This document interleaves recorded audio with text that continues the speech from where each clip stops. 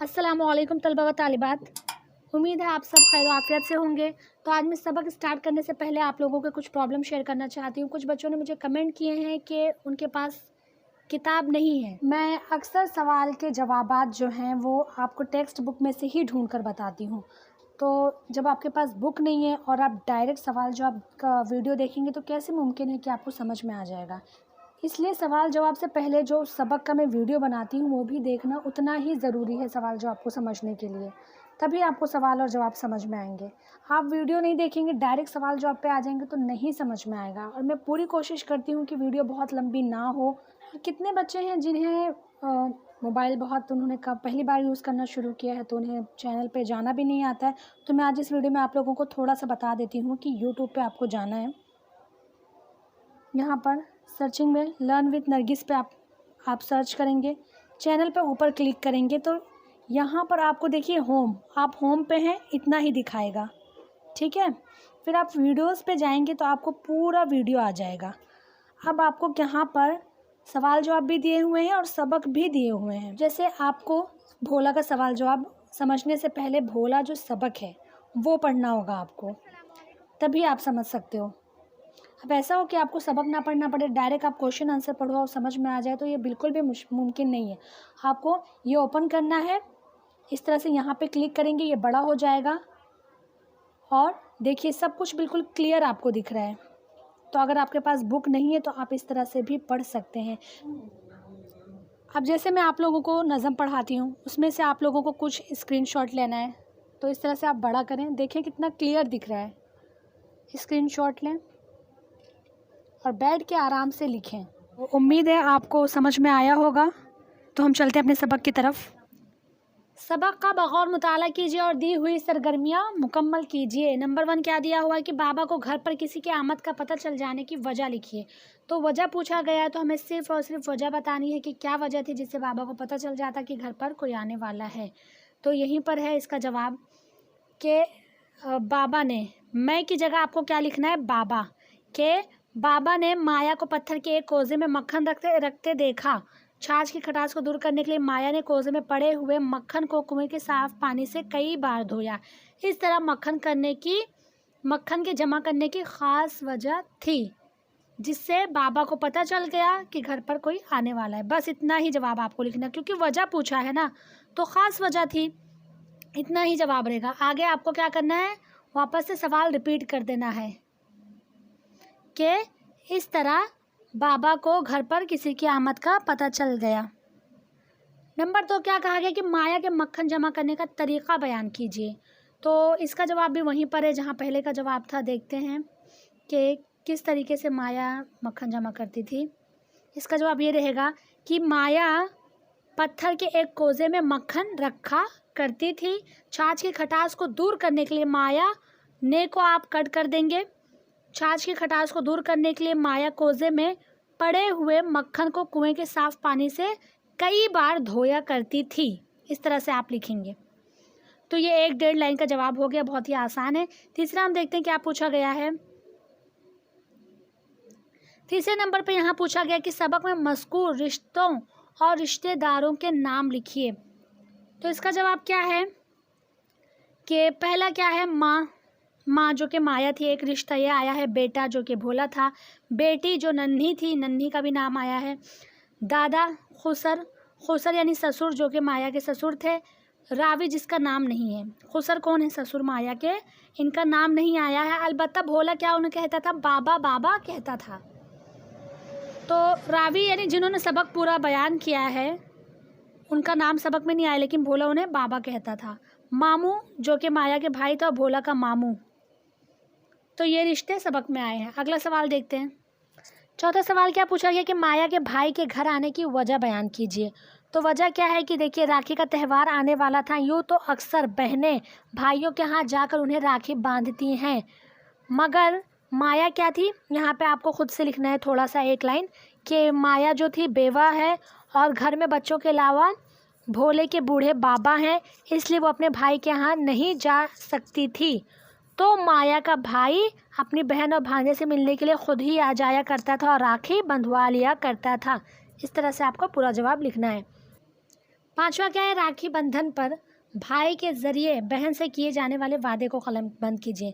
यानी जो भाई वादा करता है उसे कलमबंद करना है। तो 1-2 लाइन का ही जवाब है कि राखी बंधन पर बहन अपने भाई को राखी बांधती है और भाई अपनी बहन से वादा करता है, उसे यकीन दिलाता है कि जब तक उसका भाई ज़िंदा है उसकी हिफाजत की जिम्मेदारी अपने कंधों पर लेता है। बस इतना जवाब लिखना है आपको। 6ठा क्या पूछा गया कि समाज माया को अच्छे कपड़े पहनने और हंसने मुस्कुराने से रोकता था, सबब तहरीर कीजिए। तो इसका जवाब क्या है, बहुत ही आसान है, 2 लाइन का है कि हिंदू धर्म के मुताबिक बेवा को अच्छे कपड़े पहनने और हंसने मुस्कुराने की इजाज़त नहीं है। वो खुशी की तकरीबात में शरीक नहीं हो सकती। चूँकि माया बेवा थी इसलिए समाज उसे अच्छे कपड़े पहनने और हंसने मुस्कुराने से रोकता था। अगला सवाल क्या है कि भोला की समझ में ना आने वाली बात बयान कीजिए। तो ये आपके सबक में पेज नंबर 12 पर है।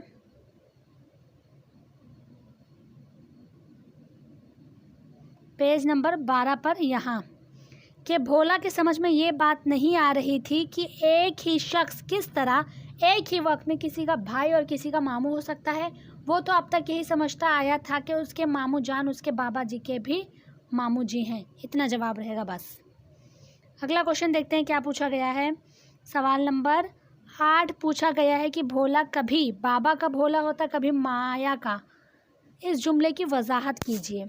तो इसका जवाब क्या है कि भोला जब बाबा जी से नाराज़ होता तो कहता कि मैं तुम्हारा भोला। तो इसका जवाब क्या है कि भोला जब बाबा जी से नाराज़ होता तो कहता कि मैं तुम्हारा भोला नहीं बाबा, मैं माता जी का भोला हूँ। जब बाबा जी उसे कोई लालच देते या उसकी नाराज़गी के सबब को दूर कर देते तो वो झट से बाबा जी का भोला बन जाता। मिसाल के तौर पर रात में बाबा जी ने भोला को कहानी नहीं सुनाई तो उसने रूठते हुए कहा मैं तुम्हारा भोला नहीं बाबा। जब सुबह को बाबा जी ने उसे मिठाई का लालच दिया तो फौरन बाबा जी का भोला बन गया। अगला सवाल क्या है 9वां कि बाबा के भोला को रात में कहानी ना सुनाने का सबब लिखिए। इसका जवाब क्या है कि बाबा को दोपहर के वक्त अपने घर से दूर खेतों में हल पहुंचाना पड़ा था। बूढ़ा जिस्म होने की वजह से वो बहुत ज़्यादा थक गए थे और रात को बिस्तर पर लेटते ही औंधने लगे। भोला कहानी सुनाने की जिद करने लगा मगर नींद और थकान की वजह से बाबा ने मना कर दिया। तो नींद और थकान की वजह से बाबा भोला को कहानी ना सुना सके।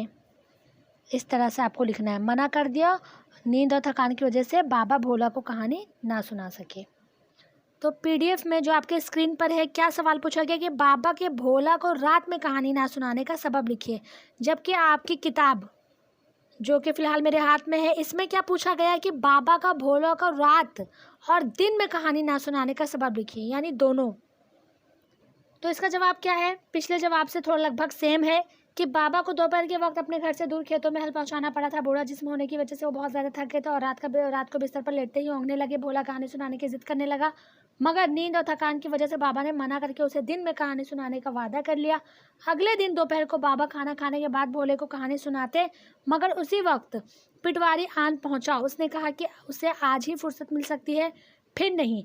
बाबा जानते थे कि अगर पिटवारी चला गया तो ये काम 1 माह और टल जाएगा, इसलिए वो भोला को टालते हुए ज़मीन पर जाने के लिए तैयार हो गए और भोला को कह दिया कि दिन में कहानी सुनाने से मुसाफिर रास्ता भूल जाते हैं। सवाल नंबर 10 क्या पूछा गया है आपकी किताब में कि सबक के पैगाम को मुख्तसरन अपने लफ्ज़ों में बयान कीजिए। तो जब आपसे कहा जाए कि अपने लफ्ज़ों में बयान कीजिए तो आप बेफिक्र हो जाइए, आप अपने ही अल्फाज में बयान कीजिए। कहीं से भी कोई बहुत मुश्किल उर्दू लिखकर बहुत परेशान होने की ज़रूरत नहीं हो, क्योंकि आप अपने अल्फाज में जो भी लिखेंगे उस पर आपको पूरे मार्क्स मिलेंगे। कि इस सबक से हमें ये पैगाम मिलता है कि रिश्तों की बहुत अहमियत है, रिश्तों के बगैर ज़िंदगी गुजारना बहुत मुश्किल है, इसलिए रिश्तों में मोहब्बत, अपनायत, एहतराम होना भी ज़रूरी है। जब रिश्ते में मोहब्बत हो, रिश्ता मजबूत हो तो ज़िंदगी में इंसान हर मुश्किल से निकल सकता है। यही वजह है कि कुरान में भी रिश्तेदारी की बहुत अहमियत बताई गई है और प्यारे नबी सल्लल्लाहु अलैहि वसल्लम की एक हदीस का मफहूम भी ये है कि रिश्ता तोड़ने वाला जहन्नमी है, इसलिए जितना हो सके सब्र बर्दाश्त से काम लें, रिश्ता जोड़े तोड़े नहीं। इस तरह से आपको लिख देना है। तो रिश्तेदार की आमद पर आपकी तवक्कुआत पूछा गया है। तो मेरी तवक्कुआत रिश्तेदार की आमद पर होता है गांव का अचार, दूसरा लोला फारा जो कि चावल के आटे से बनता है। हमारे रिश्तेदार जो होते हैं, आप सब ने लोला फारा खाया भी होगा अपने घर में या फिर पूछें, सबको पता होगा। जो यूपी के होंगे ख़ास तौर से उन्हें पता होगा। तो मैं अपने रिश्तेदार से दूसरा क्या तवक्को लगाती हूँ कि लोला फारा जो कि चावल के आटे से बनता है वो लेकर आएंगे तो हमारे यहाँ बनेगा, हम खाएंगे। तीसरा ये महुआ जो कि गांव में भी मिलता है, यहाँ भी मिलता होगा लेकिन गांव से हमारे रिश्तेदार लेकर आते हैं और हम उनसे यही तवक्कुआत लगाते हैं कि वो महुआ लेकर आएंगे तो हम दूध में पका के पियेंगे। चौथा ये कि मेरी कज़िन्स हैं वहाँ पर, तो उन्हें सिलाई बहुत अच्छी आती, तो मेरे लिए कपड़े भिजाती हैं कुछ ना कुछ नया तरीके से सिल के। तो ये थी मेरी तवक्कुआत, और आपकी क्या तवक्कुआत है वो आप लोग बेशक लिख दें। तोहफ़ा लिख दें, कोई मिठाई आपके रिश्तेदार लाते हैं, गांव से आपके रिश्तेदार आपके लिए कपड़ा लाते हैं, या मामू वगैरह आते हैं तो वो आपको पैसे देते हैं। इस तरह से आप 4 अपने फिल कर दें, या जो मैंने अपने बताए हैं कि मुझे क्या तवक्कुआत रहती है आप वो भी लिख सकते हैं अगर आपको अच्छा लगे तो। चलें आगे बढ़ते हैं कि मामू की आमद पर भोला की जो तवक्कुआत लगाए हुए था उन्हें लिखिए। तो भोला अपने मामू की आमद पर क्या क्या तवक्कुआत लगाए हुए था हम देखते हैं पेज नंबर 12 पर। यहाँ देखें कि भोला ने अपने मामू से क्या अगन बोट, मकई के भुट्टों का ढेर और क्या मिठाई, ये 3 चीज़ें जो थी आपको लिख देना है। तो आपको इस तरह से पूरा जवाब लिख देना है कि मामू के आमद पर भोला की जो तवक्कुआत भोला ने लगाए हुए थे वो थे अगन बोट, मकई के भुट्टों का ढेर और मिठाई। ये 3 चीज़ थे जो भोला ने अपने मामू के आमद पर उम्मीद लगाया था। तीसरा क्या है कि भोला वाकई भोला था, इस जुमले की वजाहत कीजिए, यानी बताइए कैसे पता चलता है कि भोला वाकई भोला था। तो इसका जवाब क्या है कि भोला वाकई भोला था, उसे अपने बाबा की बातों पर पूरा यकीन था। उसने जब दिन के वक्त कहानी सुनने की ज़िद की तो बाबा अपनी मसरूफियत की वजह से टाल गए थे। इत्तेफाकन उन्हें थोड़ा सा वक्त मिल गया तो वो कहानी सुनाने पर आमादा हो गए, लेकिन कहानी सुनाने से पहले बाबा ने कह दिया था कि दिन में कहानी सुनाने से मुसाफिर रास्ता भूल जाते हैं। उस दिन भोला के मामू आने वाले थे। आमतौर पर वो शाम होने से पहले ही आ जाया करते थे, लेकिन उस दिन रात हो जाने पर भी मामू नहीं आए तो उसने समझा कि दिन में कहानी सुनने की वजह से उसके मामू रास्ता भूल गए होंगे। बाबा ने यह भी कहा था कि अगर कोई मुसाफिर रास्ता भूल गया तो भोला जिम्मेदार होगा, इसलिए वो मामू को रास्ता दिखाने के लिए आधी रात के वक्त बत्ती लेकर घर से निकल पड़ा। इस वाकया से पता चलता है कि भोला वाकई सीधा साधा और बहुत ही भोला था। वो बाबा के टालने के बहाने को समझ नहीं सका। बच्चे वाकई बड़ों पर बहुत भरोसा करते हैं। अगला पूछा गया अपने स्कूल से अपने इलाके के पुलिस स्टेशन का फासला लिखिए, तो आप लोग ज़रूर लिखें। नेक्स्ट क्या कहा गया कि सबक से कम 8 मुहावरे तलाश करके लिखिए और उन्हें अपने जुमलों में इस्तेमाल कीजिए। तो यहाँ पर आपके सबक में क्या आया है, एक मुहावरा कमर तोड़ दी थी। तो कमर तोड़ना एक मुहावरा है, आप इस तरह से भी लिख सकते हैं, इसे अपने जुमलों में इस्तेमाल कर सकते हैं कि जवान बेटे की मौत बूढ़े बाप की कमर तोड़ देती है। दूसरा आपके सबक में क्या आया है देखते हैं।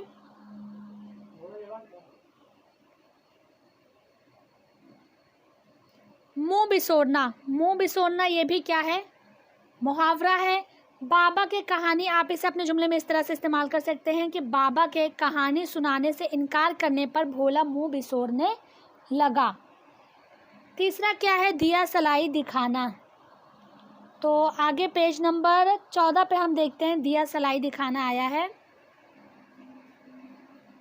यहाँ पर दिया सलाई दिखाना ये मुहावरा है। तो आप इस तरह से लिख सकते हैं कि पहले ज़माने में शाम होते ही दियों को दिया सलाई दिखा दिया जाता था। अगला मुहावरा क्या है, सर पीटना। तो सर पीटने को आप अपने जुमले में किस तरह से इस्तेमाल कर सकते हैं कि बेटे के चोरी के इल्ज़ाम में पकड़े जाने की खबर सुनकर माँ ने सर पीट लिया। अगला क्या है, कलेजा शक होना, यानी बहुत ज़्यादा सदमा पहुंचना। तो इसको अपने जुमले में हम इस तरह से इस्तेमाल कर सकते हैं कि हादसे में बेटे की मौत की खबर सुनकर माँ का कलेजा शक हो गया। अगला क्या है, सुहाग लुटना। सुहाग लुटना किस तरह से हम बना सकते हैं इसे अपने जुमलों में कि आजकल मुल्क का माहौल ख़राब होने की वजह से हर तरफ दंगे हो रहे हैं, जिसकी वजह से ना जाने कितनी औरतों के सुहाग लुट गए। अगला क्या है, मुहावरा उड़े फिरना। तो खालिद क्लास में टॉप करने की खबर सुनकर उड़ता फिर रहा है। आंखें पथरा जाना, ये भी मुहावरा है कि आप इस तरह से इसे अपने जुमले में इस्तेमाल कर सकते हैं कि घर गिरने के हादसे में अपने ख़ानदान के 7 अफराद की लाशें देखकर बाप की आंखें पथरा गईं। अगला क्या है, पाँव तले की ज़मीन खिसकना। इस पे आप किस तरह अपने जुमलों में इस्तेमाल कर सकते हैं कि लड़के वालों ने रिश्ते से इनकार कर दिया। ये खबर सुनकर माँ के पांव तले की ज़मीन खिसक गई। अगला क्वेश्चन क्या पूछा गया है कि जुमले की दर्ज झेल अक़साम सबक से तलाश करके लिखिए। बयानिया, इस्तिफ़हामिया, फ़जाइया। तो बयानिया जुमला क्या होता है? जिसमें किसी एक चीज़ के बारे में ख़बर दी जाए। इस्तिफ़हामिया जुमला, इस्तिफ़हामिया बना है इस्तिफ़हाम से, यानी सवालिया जुमला जिसमें सवाल पूछा जाए। फ़जाइया जुमला यानी जिसमें ताज्जुब या हैरत का इजहार किया जाए। तो हम देखते हैं बयानिया जुमला आपके सबक में कहाँ दिया हुआ है।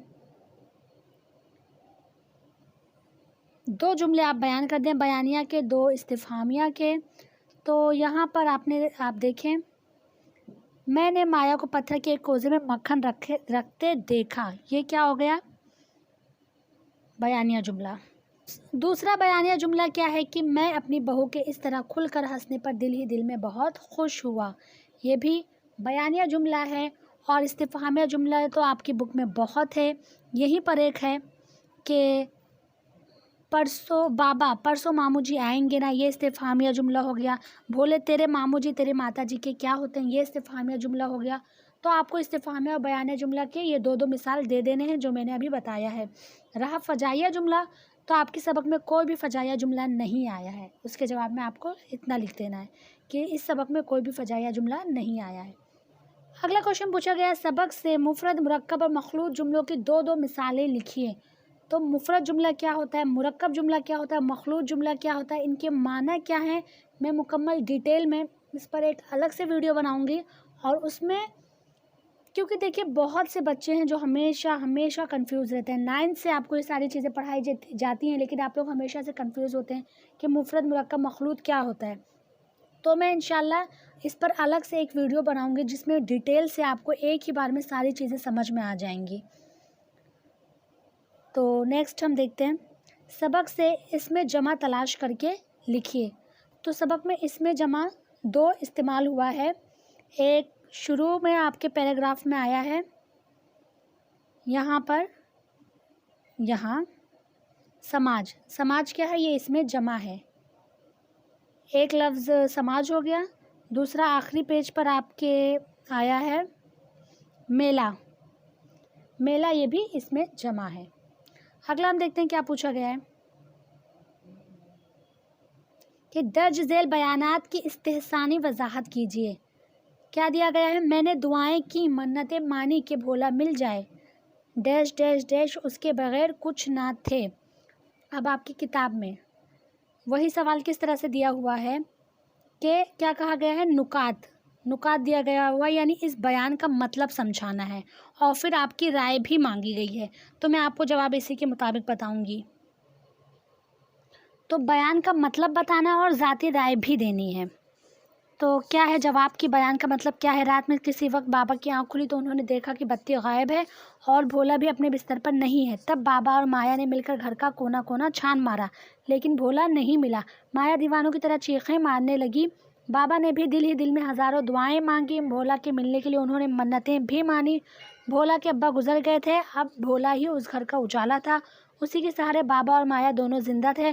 भोला को देखकर वो लोग जीते थे, उसी की उम्मीद पर वो इतराते थे। बाबा और माया की आंखों की रोशनी था और भोला की वजह से बाबा अपने जिस्म में ताकत महसूस करते थे। भोला के बगैर वो ज़िंदगी का तसव्वुर नहीं कर सकते थे। उन्हें भोला से उम्मीद थी वो उनके बुढ़ापे का सहारा बनेगा। अब आपको अपनी ज़ाती राय देनी है, यानी आपको मशवरा देना है कि माया बेवा थी, शौहर का सहारा ख़त्म हो गया था, बाबा की वजह से घर चल रहा था, लेकिन वो भी कब तक रहेंगे। ऐसी सूरत में भोला ही माया के मुस्तकबिल का सहारा था। बाबा अपने बेटे को खो चुके थे, भोला उनके बेटे की निशानी था। बाबा उसमें अपने बेटे को देखते थे, उसे देखकर उन्हें एक तरह का इत्मीनान और खुशी होती थी। वो उनकी आंखों की रोशनी और जिस्म की ताकत था। इसी वजह से भोला के गायब होने से उनकी आंखों के सामने अंधेरा छा गया। दूसरा सवाल आपकी किताब में क्या पूछा गया कि बाबा जी ने आज दोपहर के वक्त मुझे कहानी सुनाई थी, कहा था कि दिन के वक्त डैश डैश तो तुम जिम्मेदार होगे। अब क्या कहा गया, नुकात दिया गया है और कहा गया कि बयान का सबब, यानी इस बयान का सबब बताना है हमें। भोला का भोलापन की तरफ भी थोड़ा सा इशारा करना है और आपका तासुर यानी आपकी अपनी ज़ाती राय भी देनी है। तो देखते हैं इसका जवाब। तो जवाब क्या है कि मामू रात के वक्त परसपुर से आने वाली सड़क पर भोला को बत्ती पकड़े हुए और कांटों में उलझे हुए देखकर हैरान रह गए। उन्होंने भोला से उस वक्त वहां आने का सबब पूछा। तो जवाब में भोले ने यह बयान दिया दरअसल मामू देर तक ना आए तो भोला यही समझा कि उसने ज़िद करके बाबा से दिन में कहानी सुनी थी, तो उसी वजह से मामू रास्ता भटक गए होंगे, क्योंकि बाबा ने उसे बताया था कि दिन में कहानी सुनाने से मुसाफिर रास्ता भटक जाते हैं। इस बात को जहन में रखकर वो मामू की तलाश में निकल पड़ा था कि मामू कहीं मिल जाएं तो वो उनकी रहनुमाई कर सके। उसे अंदाज़ा नहीं था कि बाबा ने उसे टालने के लिए ये बात कही थी, यानी उससे बहाना बनाया था। उसे बाबा की बात पर पूरा यकीन था, इससे उसका भोलापन ज़ाहिर होता है। बच्चे वाकई बड़े मासूम और भोले होते हैं। वो दुनिया के मकरो फ़रेब, जाल यानी धोखा होता है, दुनिया की चालाकियों से वाकिफ़ नहीं होते, बल्कि उन सब से दूर रहते हैं। वो खुद सच बोलते हैं और दूसरों की बातों को भी सच जानते हैं। काश बच्चों की मासूमियत कभी ख़त्म ना हो, बल्कि बड़े होने पर भी ये मासूमियत बाकी रहे। अगर ऐसा हो जाए तो दुनिया संवर जाएगी। तो अल्हम्दुलिल्लाह आज हमने भोले सबक मुकम्मल कर लिया। उम्मीद है आप सबको समझ में आया होगा, इसलिए जितना जल्दी हो सके आप लोग इसे अपने अपने बयाज में भी उतार लें।